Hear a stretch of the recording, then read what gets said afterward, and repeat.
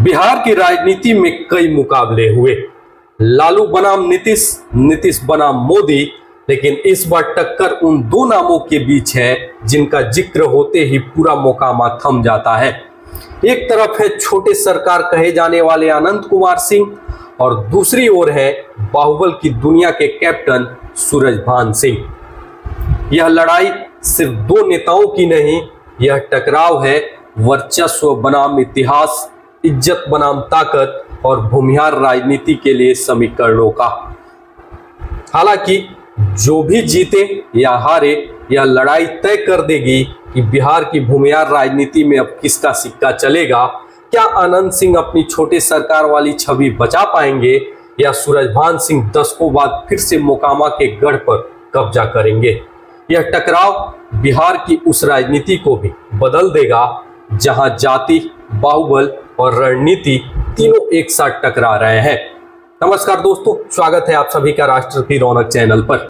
बिहार की राजनीति से जो सबसे बड़ी और धमाकेदार खबर निकलकर सामने आ रही है वो मोकामा विधानसभा सीट से है। एक ऐसी विधानसभा सीट जिसका इतिहास बेहद अनोखा रहा है, जहां एक तरफ है छोटे सरकार के नाम से मशहूर बाहुबली अनंत कुमार सिंह और दूसरी तरफ होंगे बाहुबलियों की दुनिया के बड़े नाम सूरजभान सिंह। इस भिड़ंत की शुरुआत कुछ दिनों पहले तब हुई जब बाहुबली अनंत कुमार सिंह से एक सवाल पूछा गया कि सूरजभान सिंह कह रहे हैं कि हम और आनंद सिंह एक हो सकते हैं। जब लालू यादव और नीतीश कुमार एक हो सकते हैं, फिर हम क्यों नहीं हो सकते। इसके बाद आनंद सिंह ने जवाब में जो शब्द इस्तेमाल किए वो बड़े तीखे थे। उन्होंने सूरजभान सिंह को कुत्ता कहकर संबोधित कर दिया। यह बयान भूमिहार समाज के बीच बड़ी चर्चा का विषय बना। लोगों में सवाल उठा कि क्या आनंद सिंह का शब्दों का यह चयन सही था। और इस बयान के बाद अब खबर यह है कि सूरजभान सिंह ने अनंत कुमार सिंह के खिलाफ चुनाव लड़ने का मन बना लिया है। यह लगभग तय हो चुका है कि राष्ट्रीय जनता दल यानी आरजेडी की तरफ से सूरजभान सिंह उम्मीदवार होंगे और मोकामा में दो भूमिहार बाहुबलियों की सीधी और दशकों बाद सबसे तगड़ी भिड़ंत देखने को मिलेगी।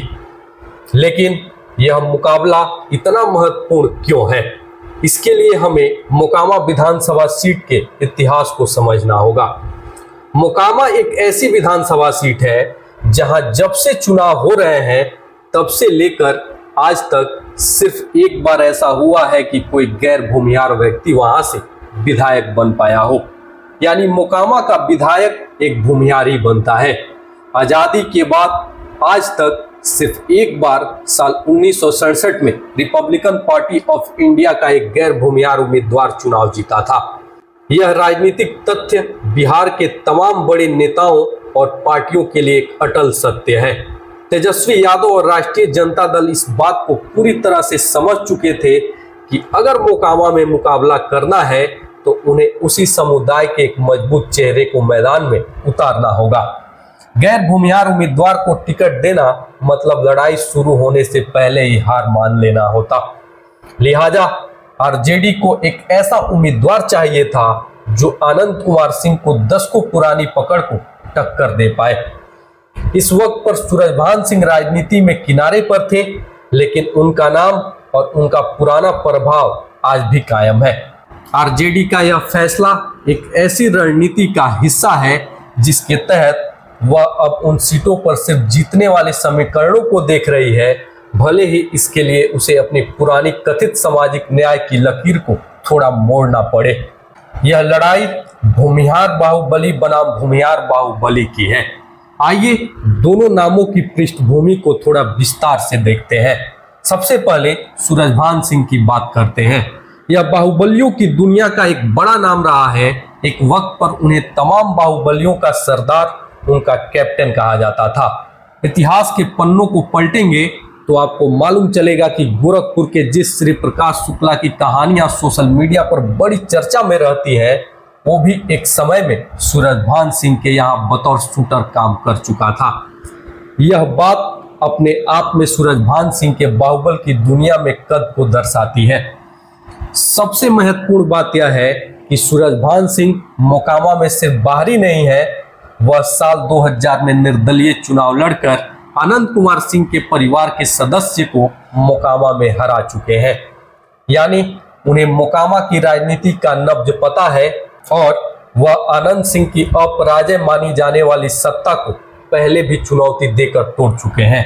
इस बार वह उसी परिपाटी को तोड़ने के लिए आरजेडी के सिंबल पर मैदान में उतरेंगे। उनकी भूमिहार वोटरों के बीच ठीक ठाक पकड़ है और वह एक ऐसे नाम है जिस पर समाज का एक बड़ा तबका भरोसा करता है। अब आते हैं अनंत कुमार सिंह पर। दूसरी तरफ अनंत कुमार सिंह का मोकामा पर एक छत्र वर्चस्व रहा है। उनके बारे में एक बात प्रचलित है कि मोकामा में चाहे उन्हें निर्दलीय लड़वा लीजिए, आरजेडी से लड़वा लीजिए या जदयू से, विजेता हमेशा एक ही व्यक्ति होता है, वो है अनंत कुमार सिंह या उनके परिवार का कोई सदस्य। उनका मोकामा में व्यक्तिगत जुड़ाव और पकड़ इतनी गहरी है कि वह पार्टी सिंबल से ऊपर उठकर चुनाव जीतते रहे हैं।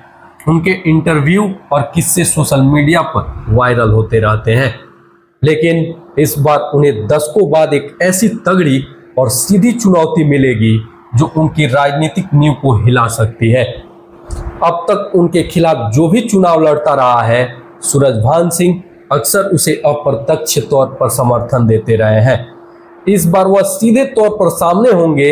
यह अनंत सिंह के लिए अपने वर्चस्व को साबित करने की लड़ाई होगी। तो इस पूरे घटनाक्रम में सबसे बड़ा टर्निंग पॉइंट राष्ट्रीय जनता दल की बदली हुई रणनीति है। अब तक ऐसा लग रहा था कि आरजेडी भूमिहार विरोधी राजनीति पर टिकी रहेगी, लेकिन अचानक सब कुछ बदल गया, जिसका पहला संकेत मिल चुका है। जिन अशोक महतो के बारे में कहा जाता रहा है कि उन्होंने भूमिहारों के बारे में आपत्तिजनक बातें कही थी, उन्हें तेजस्वी यादव के दरवाजे से खाली हाथ लौटना पड़ा। अशोक महतो को वह टिकट नहीं दिया गया जो वो चाहते थे। इसे एक तरह से उनकी बेइज्जती के तौर पर देखा गया। दूसरा संकेत यह मिला कि मोकामा के अलावा भी बिहार की तमाम ऐसी सीटें जो ऐतिहासिक तौर पर भूमिहारों का गढ़ रही हैं, उन सीटों पर राष्ट्रीय जनता दल भूमिहार समुदाय के ही उम्मीदवार को टिकट थमा रही है। यह साफ दर्शाता है कि तेजस्वी यादव अपनी राजनीति का तरीका बदल चुके हैं।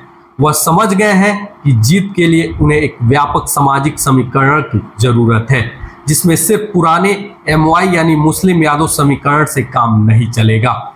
तेजस्वी यादव अब जीतने वाले उम्मीदवार और समीकरण को प्राथमिकता दे रहे हैं। यह नई रणनीति जिसमें भूमिहारों के लिए स्कोप दिख रहा है, आरजेडी को एक नई दिशा दे रही है। सूरजभान सिंह को टिकट देना उसी नई रणनीति का हिस्सा है।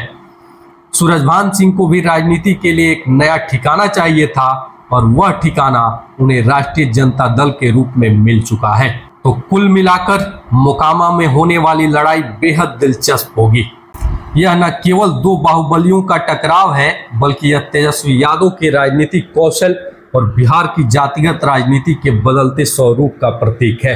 अनंत कुमार सिंह को दशकों बाद ऐसी तगड़ी चुनौती मिल रही है जो इस सीट के इतिहास में मील का पत्थर साबित हो सकती है। वहीं सूरजभान सिंह के पास अनंत सिंह के वर्चस्व को तोड़ने का एक सुनहरा मौका है। अब सवाल यह नहीं कि कौन जीतेगा, सवाल यह है कि कौन अपने वर्चस्व की लकीर को बचा पाएगा। दोनों ही भूमिहार समाज के बड़े चेहरे हैं और वही कारण है कि मोकामा की यह लड़ाई अब सिर्फ एक सीट नहीं बल्कि पूरा बिहार देख रहा है। यह देखना बाकी है कि मोकामा का मतदाता किस बाहुबली के साथ खड़ा होता है और आरजेडी की यह बदली हुई रणनीति उसे कितना राजनीतिक लाभ दिला पाती है। आपकी इस पूरे घटनाक्रम पर क्या राय है? सूरजभान सिंह जीतेंगे या अनंत कुमार सिंह फिर से इतिहास दोहराएंगे? कमेंट बॉक्स में अपनी राय जरूर दें। अगर वीडियो पसंद आया हो, वीडियो को लाइक करें, शेयर करें और साथ ही राष्ट्र की रौनक चैनल को सब्सक्राइब करना ना भूलें। फिलहाल के लिए इस वीडियो में इतना ही। मिलते हैं अगले वीडियो में। जय हिंद, जय भारत।